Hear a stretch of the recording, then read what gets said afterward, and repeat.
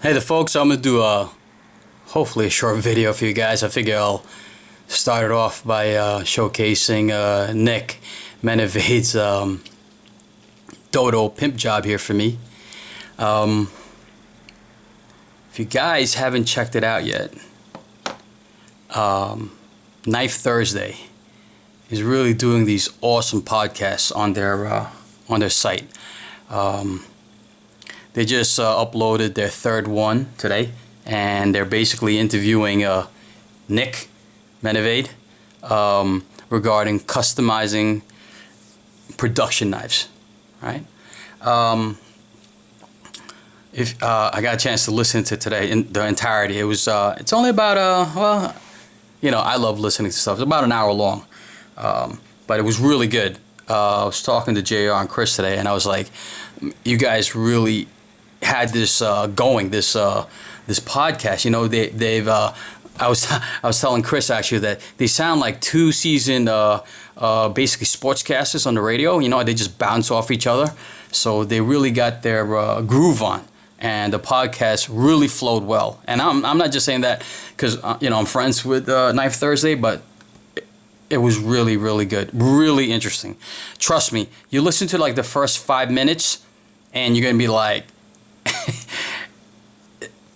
I want to say it's a little bit controversial. It's really funny. Somebody commented I'm giving too many air quotes. I apologize. But it's really funny, and you're not going to be sorry. You're going to be hooked immediately. You listen to the podcast from the beginning.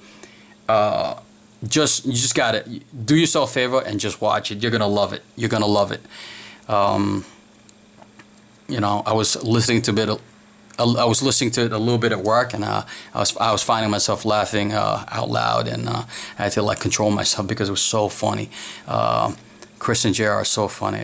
Trust me, just check it out. So the topic was definitely Nick and customizing production knives. So I figured I'll showcase some of Nick's work.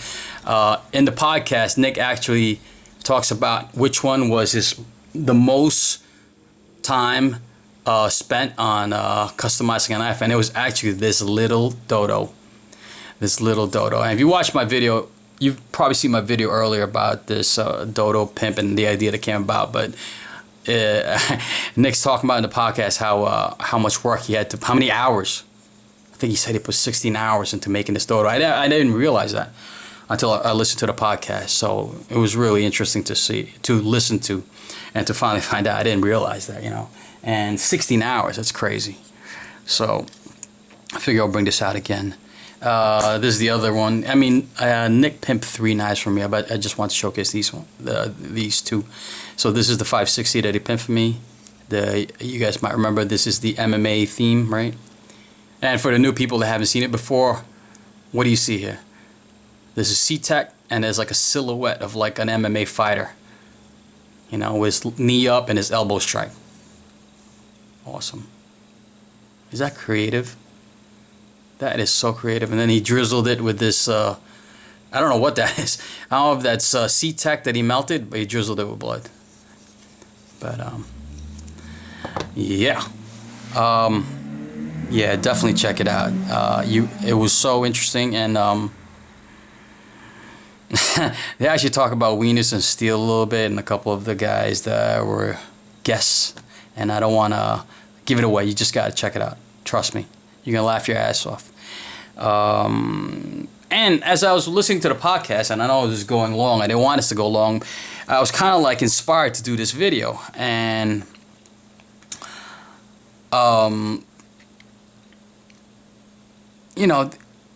these guys, Knife Thursday and myself, and the guys that do the videos on YouTube, this video thing is really just done for the love of knife collecting, knife obtaining great knives. And I don't want to make it sound basically I wanted to pose this question to you guys. What kicked it off for you guys? What began for you and for your knife obsession, this knife nut thing? And for me, it basically started out as when I was a kid hanging out, and this guy, I think it was like a freshman in high school. This guy whipped out a butterfly knife, and I've never seen a butterfly knife in my life. And he just basically did the basic twirl, and I was like hooked immediately. I was like, what is that? You know, and he showed me how to do it. Of course, I cut myself a few times, and people often ask me like, what kicked it off for you? And I think that's what it was. I mean, I've always been interested in knives. I mean, I think it's something innate in us guys, and maybe some ladies out there, that just, you know, it's just, I think I've said this before. If you're not curious about knives and it just doesn't intrigue you as a man, I think there's something a little off about you.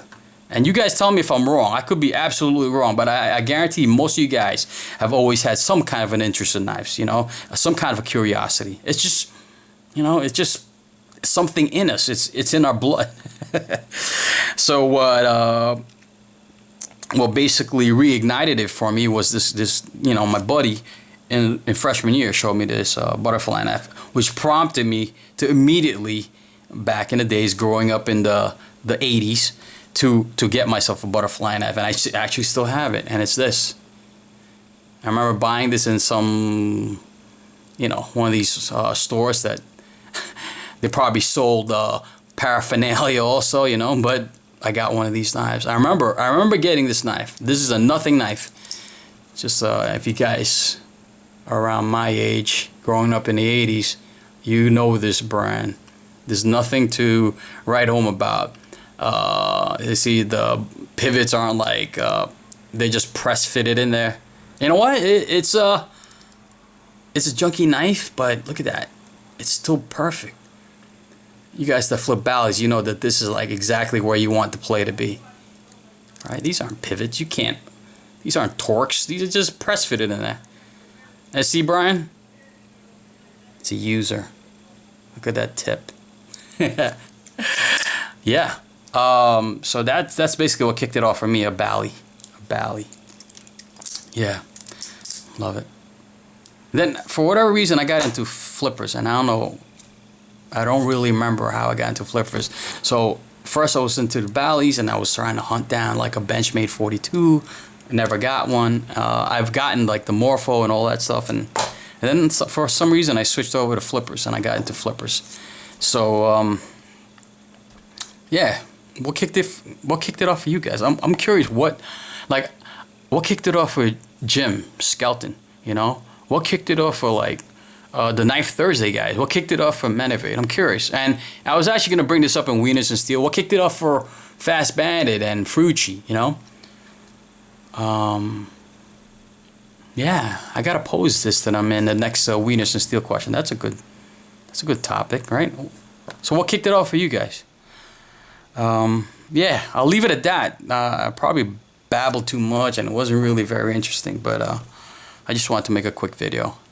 I might as well flip these. Did you guys see the new scales? I don't know if it was Skelton influence that Beg Knives are coming out with. They're coming out with the smooth ones. They're coming out with all kinds of crazy ones.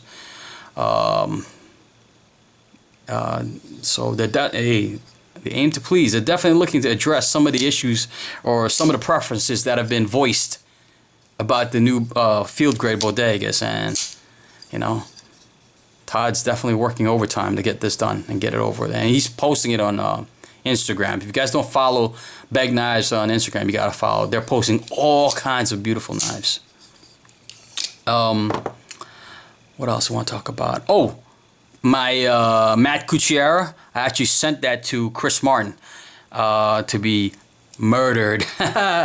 Yeah, and the man is as advertised. Guys have told me. Brian Dunn has told me, and I think somebody posted it in my